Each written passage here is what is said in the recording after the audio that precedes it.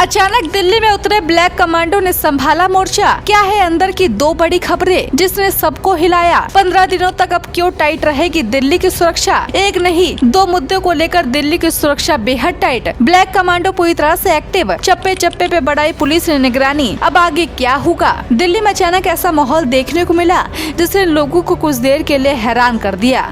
Lutyens zone से लेकर India Gate, Connaught Place, airport के आसपास ब्लैक कमांडो की भारी तैनाती दिखी। एनएसजी के जवान, anti drone system, special intelligence टीमें और हाईटेक निगरानी राजधानी एकदम किले में बदल गई।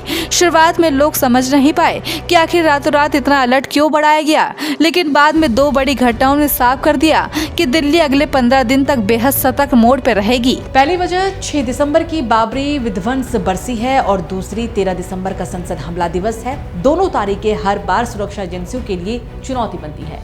इस बार खतरा और बढ़ गया क्योंकि रूसी राष्ट्रपति व्लादिमीर पुतिन 4 और 5 दिसंबर को दिल्ली में है, यानी दिल्ली में बड़े इवेंट्स एक ही हफ्ते में हैं।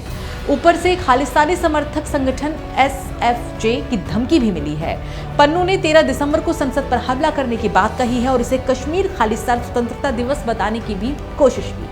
इन सब ने मिलकर सुरक्षा एजेंसियों को हाई अलर्ट पर लाकर खड़ा कर दिया है। पुतिन के दिल्ली आगमन ने सुरक्षा को नेक्स्ट लेवल तक बढ़ा दिया है। खबर है कि लुटियंस जोन, जहां रूसी प्रतिनिधि मंडल ठहरा है, उन होटलों को पूरी तरह से सैनिटाइज किया गया है। मोशन सेंसर कैमरे लगाए गए हैं, एंटी ड्रोन यूनिट तैनात की गई है और कई लेयर वाली सुरक्षा तैनाती में 2 रिंग रूसी कमांडो खुद संभाल रहे हैं, जबकि बाहर एनएसजी और सेना की टीमें तैनात है। गुरुवार और शुक्रवार को कई रूट बदले गए हैं, जिसकी वजह से ट्रैफिक भी प्रभावित हुआ है। दिल्ली पुलिस हर सड़क, हर मोड़ और हर भीड़ भाड़ वाले इलाके पर बारीकी से नजर रख रही है। 10 नवंबर को लाल किले के पास I-20 कार में हुए धमाके ने एजेंसियों को पहले ही झटका दे दिया था। उस कार के दिल्ली के सबसे सुरक्षित इलाके में घूमने से कई सवाल खड़े हुए थे।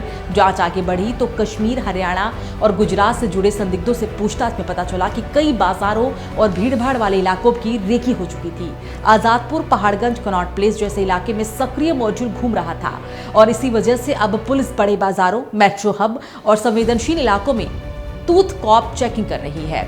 एडवांस CCTV कैमरे लगाए गए हैं और ताबड़तोड़ विरोधी उपायों को अपग्रेड किया गया है। दिल्ली पुलिस के अनुसार इस बार मॉनिटरिंग पूरी तरह से हाइब्रिड मॉडल पर है। महिला पुलिस कर्मियों सहित कई टीमों को वर्दी में और सादे कपड़ों में ड्यूटी पर लगाया गया है ताकि किसी भी संदिग्ध की गतिविधि तुरंत ही पकड़ी जा सके। एनएसजी ने अपने क्रिक्स रिस्पांस यूनिट भी एक्टिव कर दिए हैं। इंटेलिजेंस ब्यूरो, रॉ, स्पेशल और कई एजेंसियां लगातार जानकारी शेयर कर रही है ताकि कोई भी सुराग छूट न जाए। पुलिस ने साफ अपील की है कि कोई भी संदिग्ध मूवमेंट तुरंत दिखे तो 112 पे कॉल करे। अब सवाल ये है कि आगे क्या होने वाला है। सुरक्षा एजेंसियों के अनुसार अगले 15 दिन राजधानी की सबसे बड़ी परीक्षा है।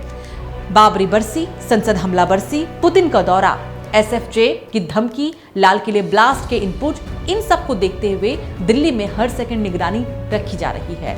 बाजारों में पुलिस की विजिबिलिटी बढ़ाई गई है और हाई रिस्क इलाकों में ड्रोन सर्विलांस तक शुरू कर दिया गया है।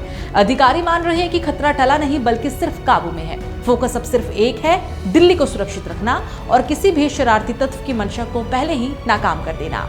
Black commando, special force, police और एजेंसियां सभी अब 24 घंटे मोड में हैं।